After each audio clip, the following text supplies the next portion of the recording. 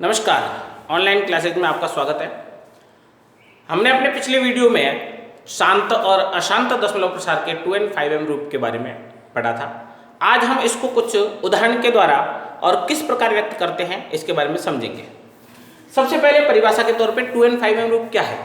शांत और अशांत दशमलव के अंतर्गत यदि किसी भिन्न रूप के हर को अगर 2 and 5m रूप में व्यक्त किया जा सके तो वह शांत है। अर्थात यदि हम किसी भी भिन्न रूप के हर के गुणनखंड करें और उस गुणनखंड में हमको केवल 2 या केवल 5 या 2 और 5 अंक ही प्राप्त हो तो हम उसे शांत दशमलव कहते हैं, और 2 और 5 के अतिरिक्त अगर कोई अन्य अंक आ जाए तो हम उसे अशांत दशमलव कहते हैं। हम इसे कुछ एग्जाम्पल के तौर पे समझेंगे। जैसे पहला एग्जाम्पल हम लेते हैं 3/8। यहां पर हर 8 और इसको हम गुणनखंड में लिखें तो 3/2 के रूप में लिख सकते हैं। जब हमने इसको 3/2 लिखा तो हम देखते हैं कि हर के अंदर हमें केवल 2 प्राप्त होता है, तो यह 2 and 5m रूप में व्यक्त किया जा सकता है, इसीलिए यह एक शांत दशमलव है। तो हम यहां लिखते हैं यह एक शांत दशमलव है। इसी प्रकार अगर मैं दूसरा उदाहरण लूं 7/25, तो 7/25 के अंदर हर के अंदर अंक आता है यहां पर 25। गुणनखंड में लिखे तो 7/5 जब हम इसका हर का गुणनखंड देखते हैं तो 7/5 मतलब हर के गुणनखंड में केवल 5 अंक भी प्राप्त हो रहा है। इसे भी हम 2 and 5m रूप में व्यक्त कर सकते हैं, इसलिए यह भी एक शांत दशमलव के अंदर आता है। अगर मैं इसका तीसरा एग्जांपल देखूं 3/50, हर का अंक है 50 और इसको गुणनखंड में लिखे अगर हर को तो 3/2 अब यहां पर जब हम हर के गुणनखंड देखते हैं तो हमको 2 और 5 दोनों ही प्राप्त हो रहे हैं, मतलब 2 and 5m रूप दोनों प्राप्त हो रहा है, तो हम इसे भी शांत दशमलव के रूप में लेते हैं। एक अन्य एग्जांपल देखते हैं, चौथा एग्जांपल। जैसे मैंने ले लिया 7/30। अगर हर को देखते हैं तो हर के अंदर आ गया 30 अंक और इसमें अगर गुणनखंड करें तो यह आएगा 7/2 × 3 × 5। अब इस एग्जाम्पल को विशेष तौर पे देखिए, यदि मैं इसको देखूं हर का अंक है 30 और इसके अवयव गुणनखंड करने पर हमको 2, 3 और 5 3 अंक प्राप्त हो रहे हैं, जबकि हमारा 2 and 5m रूप ये कहता है कि हमें हर में या तो केवल 2 चाहिए या 5 चाहिए या 2 और 5 दोनों चाहिए, लेकिन यहाँ पर 2 और 5 के अतिरिक्त एक तीसरा अंक आ जाता है, इसलिए हम इसे अशांत दशमलव के रूप में लेते हैं। यह एक अशांत दशमलव होता है, लेकिन केवल तीसरा अंक आने की वजह से हम इसको अशांत के रूप में ले लें, यह भी एक सही नहीं है। इसके लिए हमें एक बात विशेष तौर पे ध्यान रखनी होगी, जो कि हम इस 5वें उदाहरण के अनुसार समझते हैं। मैंने इसी उदाहरण को थोड़ा सा चेंज करके लिख दिया 21/30। यहां पर मैंने ले लिया 21/30। हर का गुणनखंड है 30 और गुणनखंड करेंगे तो 21/2 × 3 × 5। जब हर का अंक 30 है, गुणनखंड करेंगे तो 2 × 3 × 5 प्राप्त होगा। अब यहाँ पर 2 and 5m रूप में 2 और 5 दोनों ही हैं, लेकिन एक तीसरा अंक आ गया 3। इस अनुसार यह 2 and 5m रूप नहीं होकर के अशांत होना चाहिए, लेकिन ये शांत दशमलव है। क्यों है? क्योंकि हम इसके एक अन्य अंक जो हमको नहीं चाहिए वह अंश के माध्यम से काट करके हटा सकते हैं। हम इस 3 को 21 के माध्यम से काट करके 3 का भाग दिया 21 में 7 बार और 3 का 3 में दिया 1 बार, तो इसका वास्तविक रूप जो सरल रूप हमको प्राप्त होता है वह 7/2 के रूप में प्राप्त होता है।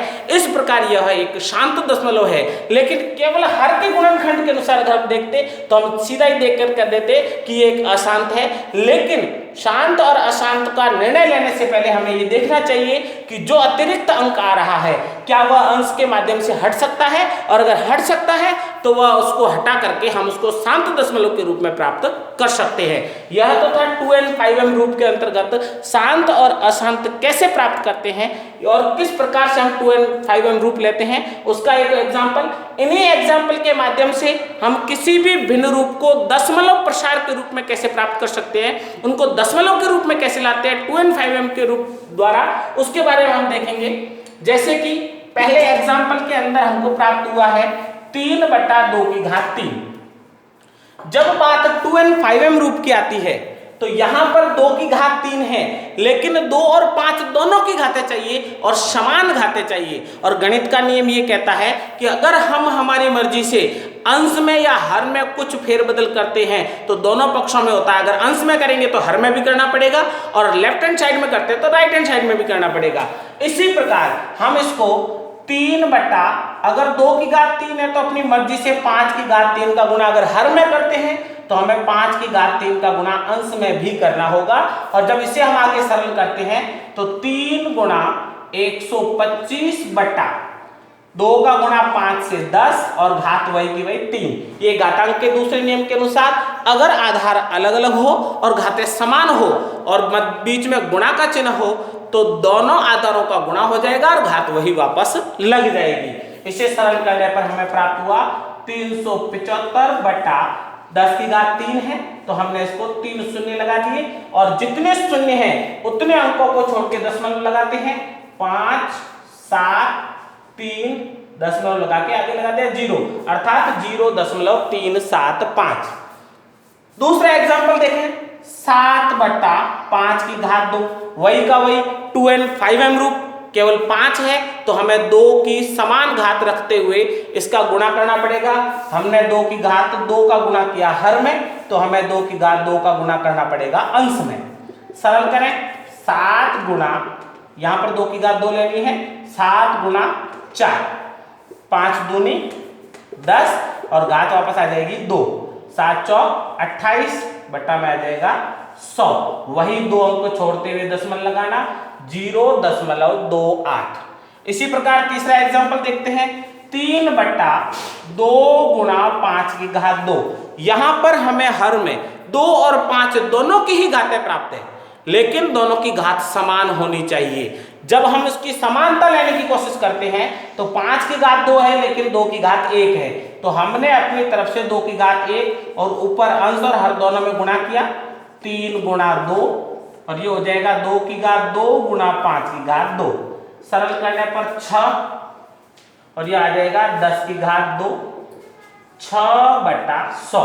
अब 2 अंक छोड़ के 5 लगाने हैं तो यहाँ पर एक तो अंक आ गया 6, लेकिन दूसरा अंक नहीं है तो हम लगाएंगे 0 और आगे लगाएंगे दशमलव। तो इस प्रकार 0.06 के रूप में हमें इसका दशमलव प्रसार प्राप्त होता है।